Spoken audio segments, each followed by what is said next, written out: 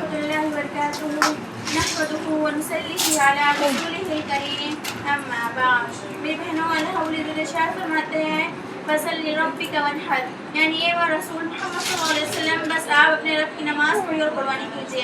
یعنی اللہ ولید قرآن میں کیا فرما رہے ہیں اے میرے نبی محمد صلی اللہ علیہ وسلم بس آپ اپنے رب کی نماز پڑھیے اور قربانی کیجیے. آپ صلی اللہ علیہ وسلم پر قربانی کرنا فرض تھی. آپ صلی اللہ علیہ وسلم کے لیے مالدار ہونا ضروری نہیں تھا. دیکھا تھا قربانی ہر انسان فرض ہے چاہے مالدار بھی کیوں نہ ہو. اور آپ صلی اللہ علیہ وسلم کی امت کے مالداروں پر مرد ہو یا عورت قربانی کرنا واجب ہے. کیا مرد ہو یا عورت تمام مسلمان مرد پر قربانی کرنا واجب ہے عورت پر بھی. آپ صلی اللہ علیہ وسلم فرماتے ہیں قربانی کے دنوں میں آدمیوں کو یا خدا کے نزدیک قربانی مقبول نہیں. یعنی اللہ رب العزت فرما رہے ہیں آپ صلی اللہ علیہ وسلم کا ارشاد ہے اگر قربانی کے دنوں میں اللہ رب العزت کے نزدیک کوئی بھی عمل اتنا زیادہ محبوب نہیں جتنا قربانی کا ہے. ان دنوں میں نیک کام سب نیک کاموں سے بڑھ کر ہے. یعنی قربانی کرنا جتنے ان دنوں میں جتنا ثواب ملتا ہے نیک کام کرنے اور قربانی کرنا سب سے بڑا ثواب کا کام ہے. اور قربانی کا خون زمین پہ گرنے سے پہلے ہی خدا کے حکم ہو جاتا ہے. جیسے ہم قربانی کرتے ہیں قربانی کرنے سے پہلے ہی خون گرنے سے پہلے اللہ عزت اسے ہمارے لیے قبول کر لیتا ہے. بس تم خوب دل کھول کر قربانی کیا کرو. جو قربانی اللہ تعالیٰ کے حکم سمجھ کر خوشی سے کی جائے وہ دوزخ سے بچانے کے لیے آڑ بن جائے گی. یعنی جو صرف اللہ کی رضا کے لیے کی جائے اور خوشی سے کی جائے وہ جہنم کے دن ہمارے آپ کے لیے آڑ بن جائے گی. اور جو مالدار مرد ہو یا عورت قربانی نہ کرے تو چاہے یہود ہو کر مرے یا نصاری ایسا آدمی ہماری عیدگاہ میں نہ آئے گا. یعنی آپ صلی اللہ علیہ وسلم فرما رہے ہیں جو قربانی نہیں کرتا وہ چاہے یہود ہو کر مرے یا نصاری وہ ہماری عیدگاہ میں نہیں آئے گا. اس حدیث پاک میں آپ صلی اللہ علیہ وسلم کی کتنی ناراضگی معلوم ہوتی ہے. یعنی جو شخص مرد ہو یا عورت ہو قربانی نہیں کرتے آپ صلی اللہ علیہ وسلم سے کتنے ناراض ہوتے ہیں. وہ کیسا مسلمان ہے جو آپ صلی اللہ علیہ وسلم کی ناراضگی کو برداشت کریں اور قربانی نہ کریں. یعنی آپ صلی اللہ علیہ وسلم کی ناراضگی ثابت ہے.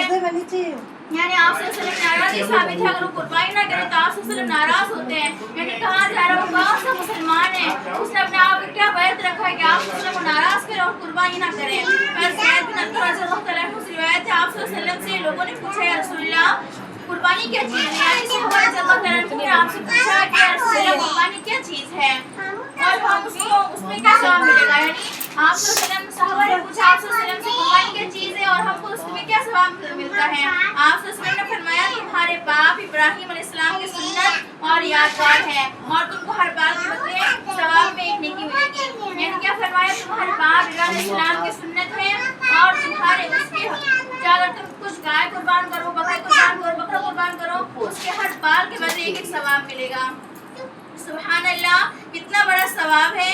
دیکھو بھیڑ بکری دمبا اونٹ گائے وغیرہ جن جانوروں کی قربانی درست ہے ان کے بدن پر کتنے بال ہوں گے شمار نہیں آ سکتے. اور پھر ایک نیکی پر 10 نیکی اور زیادہ ملتی ہیں تو قربانی کرنے سے بے شمار نیکی مل جاتی ہیں. یعنی ان جانوروں کے بدن پر کتنے بال ہوتے ہیں شمار بھی نہیں کیا جا سکتا. ایک بال پر کتنی ساری نیکیاں ملے گی. جن نیکیوں کے بعد مرنے کے لیے ترسیں گے. اگر ہم مر جائیں گے تو ہم نیکیوں کے لیے ترس جائیں گے. تو میری بہنوں اپنے پیارے رسول محمد صلی اللہ علیہ وسلم کی محبت تو دیکھو. آپ صلی اللہ علیہ وسلم نے ہم غلاموں کی طرف سے بھی قربانی کی ہے. آپ صلی اللہ علیہ وسلم کے دوست حضرت طلحہ رضی اللہ تعالیٰ عنہ فرماتے ہیں ایک دفعہ آپ صلی اللہ علیہ وسلم نے اپنی طرف سے ایک دمبا قربان کیا اور دوسرے دمبے پر ذبح فرمایا. اس کا ثواب اس کے واسطے جو مجھ پر ایمان لایا اور مجھ کو اللہ اس کے رسول کا سچا رسول مانا. یعنی آپ صلی اللہ علیہ وسلم نے جب دمبا قربان کرا جب دوسرا دمبا قربان کرنے لگے تو کیا کہا یہ دمبا ان کے لیے جو مجھ پر ایمان لایا اللہ اس کے رسول پر ایمان لایا اور مجھے سچا رسول مانا. یہ ان سب کی طرف سے.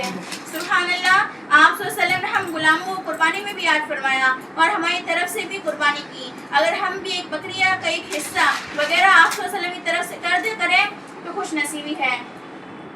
حضرت ابراہیم علیہ السلام پر بہت امتحان آئے اور سب امتحانوں میں آپ پاس ہوئے.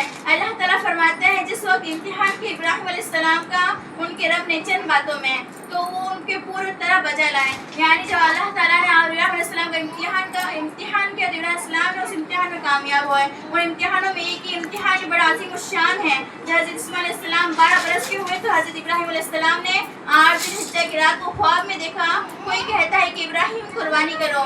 آپ جاگے اٹھے اور سوچنے لگے کہ خواب ہے یا خیال. یعنی جب آپ کو خواب میں دیکھا گیا کہ ابراہیم قربانی کرو آپ کو حکم آیا کہ ابراہیم قربانی کرو. ابراہیم علیہ السلام نے کہا کہ خواب ہے خیال. وہ سوچنے لگ گئے اٹھنے کے بعد. تو اسی سوچ اور غور کرنے کی وجہ سے اس دن کو یوم درتہ کہتے ہیں. دوسری رات کو پھر یہی خواب دیکھا تو آپ سمجھ گئے کہ خواب نہیں خیال نہیں خواب ہے. یعنی لگاتار 2 دن خواب آیا تو آپ سمجھ گئے یہ خیال نہیں بلکہ خواب ہی ہے. اللہ تعالیٰ کی طرف سے قربانی کا حکم ہو رہا ہے. یعنی جو رسول اور نبی خواب دیکھتے ہیں وہ اللہ تعالیٰ کا حکم ہوتا ہے اسے پورا کرنا اسی وجہ سے 9 ذی الحجہ کے دن کو یوم العرفہ کہتے ہیں۔ بس آپ سمجھ گئے کہ اللہ تعالیٰ کا یہی حکم ہے اپنے بیٹے اسماعیل کو ہم قربان کریں، کیونکہ اسماعیل سے زیادہ مجھے کوئی چیز پیاری نہیں۔ یعنی اللہ رب العزت کا حکم تھا کہ قربانی کرو یہ چیز کی جو تمہیں سب سے زیادہ محبوب چیز ہو۔ تو حضرت ابراہیم السلام سمجھ گئے میری سب سے زیادہ محبوب چیز میرا بیٹا اسماعیل ہے اور مجھے اسی کو قربان کرنے کا اللہ رب العزت حکم فرما رہا ہے۔ اسی وجہ سے 10 ذی الحجہ کو یوم النحر کہتے ہیں، یعنی قربانی کا دن۔ بس آپ نے 10ویں تاریخ کو صبح کے وقت اسماعیل علیہ السلام کی والدہ حضرت حاجرہ سے فرمایا تو اپنے دل کے ٹکڑے اسماعیل کو اچھی طرح نہلا دھلا کر صاف کپڑے پہنا دو، میں اس کو آج دوست کے یہاں دعوت میں لے جاؤں گا۔ حضرت ابراہیم علیہ السلام اپنے چہیتے اور ایک لوتے بیٹے کو قربان کرنے کے لیے گھر سے نکلے۔ اسی وقت شیطان بہت پریشان ہوا، ایسا کوئی پریشان نہیں ہوا تھا۔ حضرت اسماعیل علیہ السلام دوڑتے کودتے چلے جا رہے تھے۔ شیطان نے حضرت ابراہیم علیہ السلام سے کہا غضب کرتے ہو تم اپنے بیٹے پر رحم کرو، یہ ایک ہی تو بیٹا ہے، بڑھاپے کی اولاد ہے، دیکھو تو کیسا خوبصورت اچھے کا بیٹا ہے، ایسا بیٹا پھر تمہارے ہاتھ نہیں آئے گا اور تم خواب خدا کا حکم سمجھ گئے۔ آپ نے فرمایا اے شیطان دشمن انسان، نبیوں خواب اللہ تعالیٰ کا حکم ہی ہوتا ہے اور میں اللہ تعالیٰ کے حکم پر اسماعیل جیسے بیٹے 1000 قربان کر دوں گا۔ شیطان یہ جواب سن کر بہت حیران ہوا، افسوس ہی میرے دھوکے میں نہ آئے۔ یعنی جب ابراہیم علیہ السلام اسماعیل علیہ السلام کو قربانی کے لیے لے چل پڑے تو اسماعیل علیہ السلام ہنستے کھیلتے جا رہے تھے، تو شیطان پریشان ہو گیا کہ اللہ رب العزت کا حکم پورا نہ کر دیں، تو ان کو بہکانے لگا اے ابراہیم تمہارا اکلوتا بیٹا ہے، تمہارے بڑھاپے کی ایک ہی اولاد ہے، پھر بیٹا نصیب ہو یا نہ ہو تم اسے کیوں قربان کر رہے ہو؟ یہ تو اللہ رب العزت نے اس خواب میں کہا تھا، یہ اللہ رب العزت کا حکم تھوڑی ہے۔ یعنی آپ کو بہکانے کے لیے آئے تھے اور آپ شیطان کے بہکاوے میں نہ آئے، بلکہ یہ کہہ دیا میں اسماعیل جیسے 1000 بیٹے قربان کر دوں گا۔ پھر وہ جلدی سے حاجر علیہ السلام کے پاس آیا اور کہا بی بی دوڑ اپنے بیٹے کو بچا۔ یعنی جب ابراہیم علیہ السلام نہ مانے، ابراہیم علیہ السلام اس کے وسوسے میں نہ پھنسے تو ان کی بیوی حاجر علیہ السلام کے پاس گیا اور کہنے لگا بی بی جاؤ اور اپنے بیٹے کو بچا لے، ابراہیم اس کو ذبح کرنے کے لیے لے جا رہے ہیں۔ وہ خواب کو خدا کا حکم ہی سمجھ گئے۔ حضرت حاجر علیہ السلام نے جواب دیا اللہ کے نبی چھوٹا خواب نہیں دیکھا کرتے ہیں۔ یعنی بیوی کا اتنا ایمان پختہ تھا، بیوی کو پتہ نہیں تھا کہ اللہ رب العزت کا حکم ہے، مگر پھر بھی کہہ دیا اگر اللہ رب العزت کا حکم ہے، کیونکہ نبی جھوٹا خواب نہیں دیکھے، اگر انہوں نے ایسا خواب دیکھا ہے تو پیش خدا ہی کا حکم ہے اور میں خدا کے حکم پر 1000 بیٹے قربان کر دوں۔ یعنی بیوی نے بھی جواب دیا اگر خدا کا حکم ہے تو میں خدا کے حکم پر 1000 بیٹے قربان کر دوں۔ جب شیطان کا یہاں بھی دھوکہ نہ چلا تو جلدی سے حضرت اسماعیل علیہ السلام کے پاس آیا اور کہا اے بچے کھوج کر تو ہنستا کودتا ہے، اب ذرا سی دیر میں تیری زندگی ختم ہو جائے گی، دیکھ تو صحیح تیرے باپ نے وہ رسیاں چھری چھپا رکھی ہے، رسی تیرے ہاتھ پاؤں باندھ کر گلا کاٹ ڈالے گا، تو بھاگ کر چھپ جا۔ تب لگے ابلیس سے کہنے یہ آپ مارتا ہے کب کوئی بیٹے کو باپ؟ یعنی ابراہیم اسماعیل علیہ السلام نے جب شیطان نے ان کو دھوکے وسوسہ دینے کی کوشش کری تو اسماعیل علیہ السلام نے جواب دیا ابلیس سے کہنے لگی کب مارتا ہے باپ اپنے بیٹا اپنے باپ کو؟ پھر تو یوں بولا ابلیس لوئین، یعنی کہنے لگے شیطان تجھ پر لعنت ہو، یہی رب کے حکم، یہی اللہ رب العزت کا حکم ہے، بولے اگر ہے یہی فرمان حق بس جان لاکھ ہو قربان حق۔ یعنی اللہ رب العزت کا یہی حکم ہے جیسے جان لاکھ قربان اللہ رب العزت پر۔ چل دور ہوئے شیطان لوئین، تیرے دھوکے میں ہم نہیں آ سکتے۔ جب شیطان نے حضرت اسماعیل علیہ السلام سے یہ جواب پایا تو بہت بے چین ہوا اور چاہا کسی اور دھوکے سے بہکانا چاہا تو حضرت اسماعیل علیہ السلام نے ایک پتھری کنکری اس کی آنکھ پر مارا، پھر شیطان پریشان ہو کر بھاگا۔ اس لیے حاجیوں کو حکم ہوا اس مقام پر کنکریاں مارا کریں۔ بس دونوں باپ بیٹے قربانی کی جگہ مینا پر پہنچ گئے۔ میری بہنوں دیکھ یہ ہوتا ہے نبیوں کا ایمان، نبی کا ایمان پھر دیکھے ان کی بیوی کو پتہ نہیں تھا، ان کی بیوی کا ایمان دیکھے بیوی کو معلوم نہیں تھا۔ بس ابراہیم السلام نے یہ کہا تھا میں تو اپنے دوست کے پاس لے جا رہا ہوں، اس سے صاف ستھرے کپڑے پہنا کے تیار کر دو، تو بیوی نے تیار کر دیا۔ جب آپ اس کو لے کے گئے تو پھر شیطان نے آپ کو دھوکہ دینا چاہا اور آپ اس کے دھوکے میں نہ آئے اور آپ نے اللہ رب العزت کا حکم پورا کرا اور پھر حاجر علیہ السلام کے پاس گئے تو حاجر علیہ السلام نے کہا 1000 بیٹے قربان ہیں اللہ رب العزت کے حکم پر۔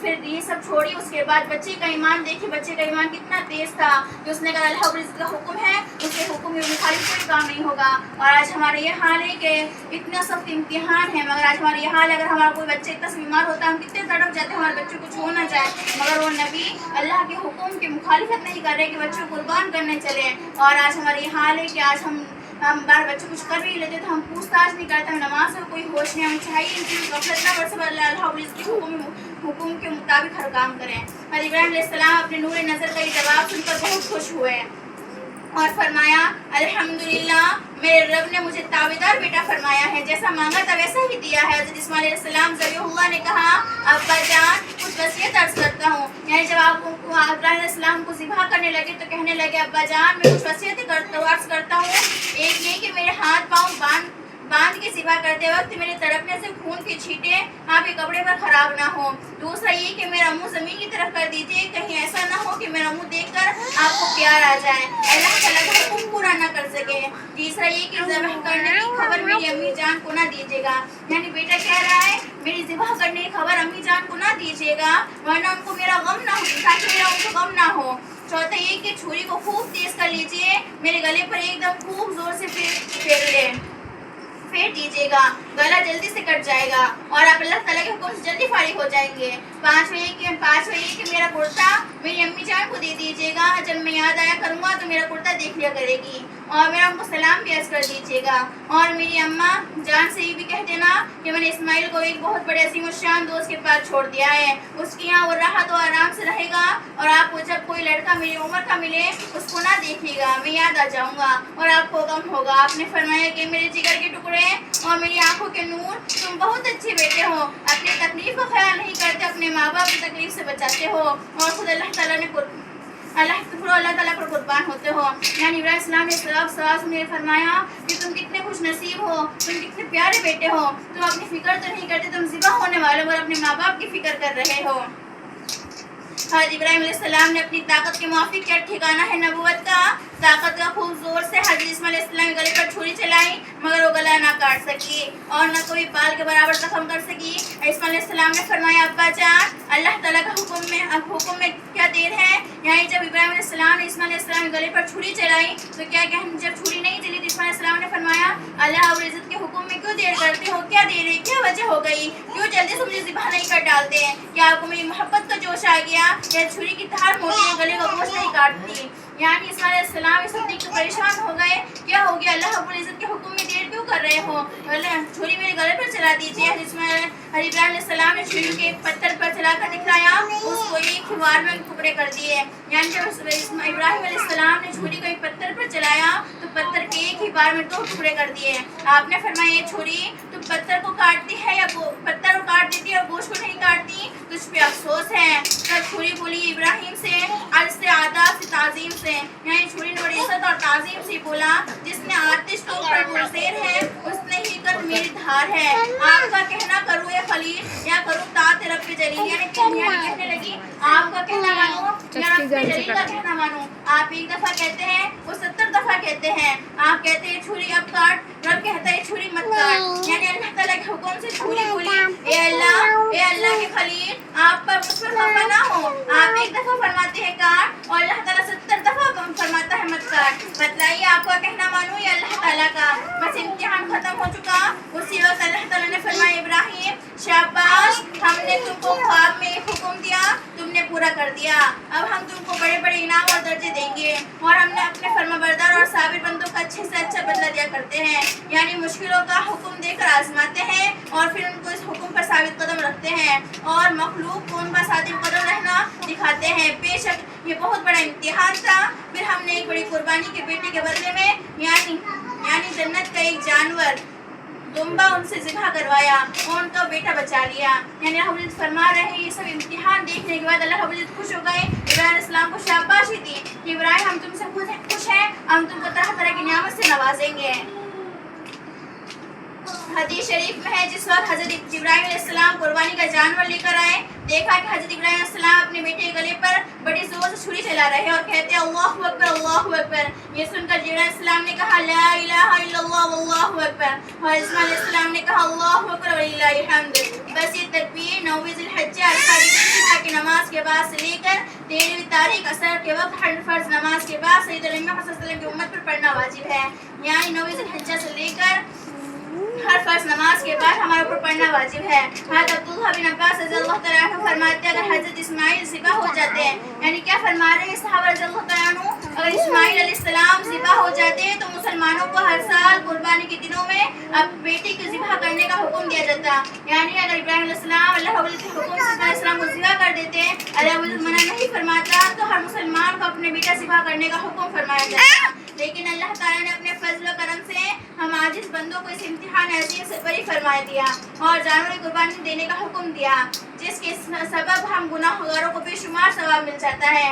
اور یاد رکھو، جیسے حضرت اسماعیل علیہ السلام سے اللہ تعالیٰ خوش ہوا، ویسے ان خوش نصیب بندوں سے خوش ہوتا ہے جو اللہ تعالیٰ خوش کرنے کے لیے جانور کی قربانی کرتے ہیں اور ان کی جان و مال میں برکت دیتا ہے۔ تو میری بہنوں، حضرت اسماعیل علیہ السلام کی حالت سے سبق حاصل کرو اور اپنے ماں باپ کی تابعداری کر کے ان کو خوش رکھو۔ اللہ تعالیٰ ان حضرات کی برکت سے ہم کو بھی اپنے حکموں پر چلنے کا شوق عطا فرمائے، آمین۔ تو میری بہنوں، آپ خود غور کریے، نبیوں کا من کتنا تیز ہوتا ہے۔ بیوی اپنے بچے کو کیا کہنے لگے، اللہ رب العزت کا حکم ہے تو ایسے 100 بچے قربان ہیں۔ آج ہمارا یہ حال ہے، ہمارے بچے بیمار ہو جاتے ہیں، ہم تڑپ جاتے ہیں کہ بچوں کچھ ہو نہیں جائے، ایسا ہو رہا ہے، ہماری نیند نہیں آتی، ہم بچے کے لیے پوری رات جاگتے ہیں، بچے کچھ ہونا چاہے، اور وہ بیوی اگر اللہ رب العزت کا حکم تھا کیا کہا، شیطان نے وسوسہ ڈالنا چاہا، بھٹکانا چاہا، مگر وہ نہ بھٹکی، وسوسے میں نہ آئی، کہنے لگی اللہ رب العزت کا حکم ہے، نبیوں کا خواب جھوٹا نہیں ہوتا، اگر ان کا خواب سچا ہے تو ایسے پر 1000 بچے قربان ہیں۔ تو ان کا ایمان دیکھیے۔ ہمیں چاہیے کہ ہم ان سب قصے سن کر، یہ سب باتیں سن کر اپنی نماز کو، خدا کے خوف سے غافل نہ ہو، بلکہ خدا کا خوف ہمارے دل میں پیدا ہو اور نمازوں کی پابند بنے، نمازوں کو نہ چھوڑے۔ آپ نے نمازوں کو فرمائی سنی ہوگی، ایک نماز چھوڑ دینے پر 80,000 برس جہنم میں جلایا جائے گا اور قیامت کے دن ایک دن 1000 سال کے برابر ہوگا۔ ہمیں چاہیے اپنی نمازوں کو قضا نہ کریں، ان کو پابندی سے پڑھیں اور ہر عمل میں اللہ کی رضا کے لیے کرے، یعنی ہر عمل کرے صرف اللہ کی رضا کے لیے، اس میں ریاکاری نہ ہو، یعنی دکھاوا نہ ہو، اور جو کچھ میں نے کہا ہے اور آپ نے جو کچھ سنا اس پر عمل کرنے کی توفیق عطا فرمائے، آمین۔ وما علینا الا البلاغ۔ السلام علیکم ورحمۃ اللہ وبرکاتہ۔